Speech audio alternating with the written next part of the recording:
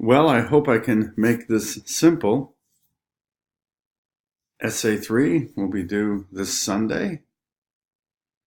Here are your rough specifications, 6+ pages, 8 to 10 well-integrated quotes. Remember, it's a composition class. And then something you may not realize, but might make this a lot more interesting for you, is you can use a lot of the stuff we've already covered. Merchants of Doubt, the Luntz-Trump talking points, and other materials are welcome.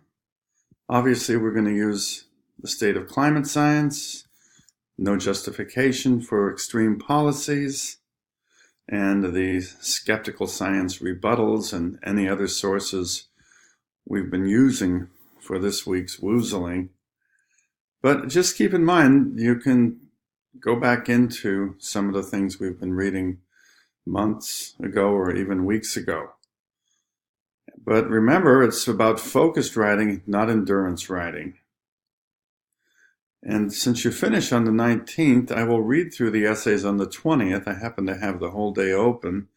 And you can revise one of the essays for your final project.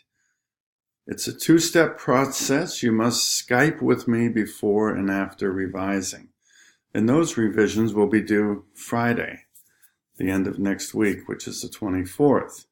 So, Essay 3 will flow out of our reading for the past 3 weeks. That's the main focus, but you can also use some of the earlier readings. We've been analyzing the Heritage Foundation article, and we also have the background of all the money behind it.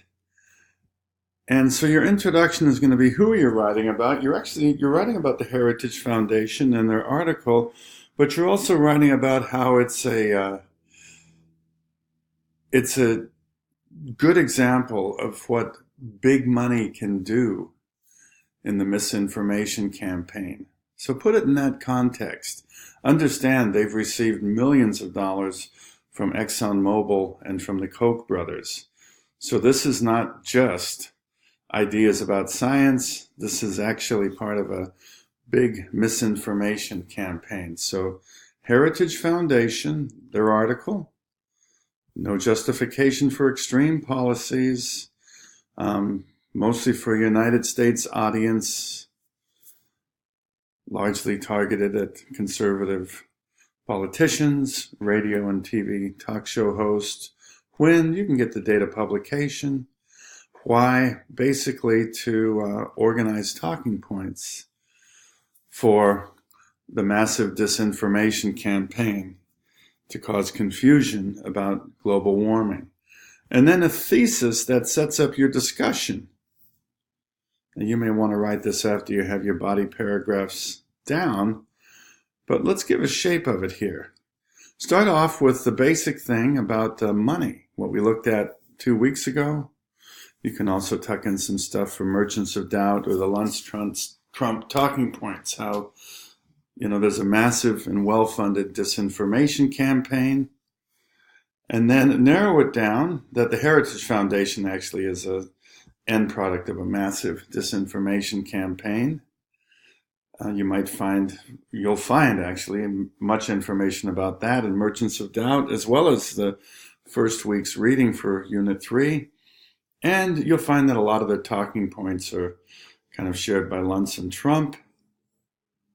And then the second part is just pick a section from the Heritage Foundation article, analyze the tone in light of their main argument. That's what we did last week. So kind of unpack the tone and the bias and the main argument, and then analyze the rebuttal of their main argument.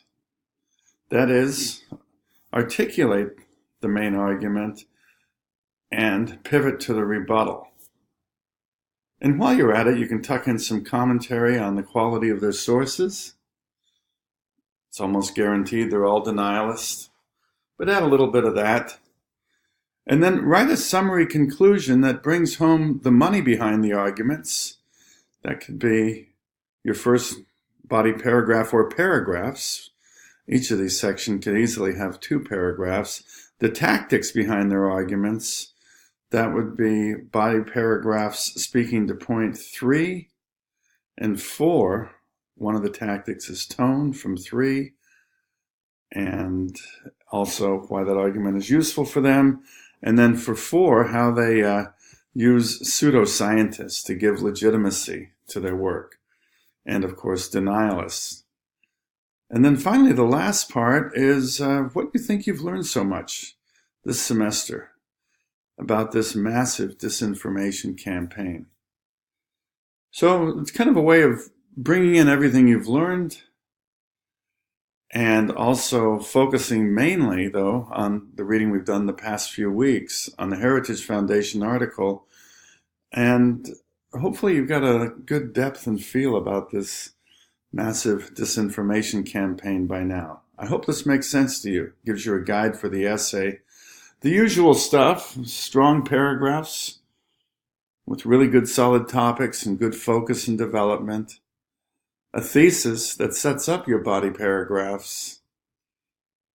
An introduction that sets up the thesis. And a conclusion that wraps up the essay and also adds what you've learned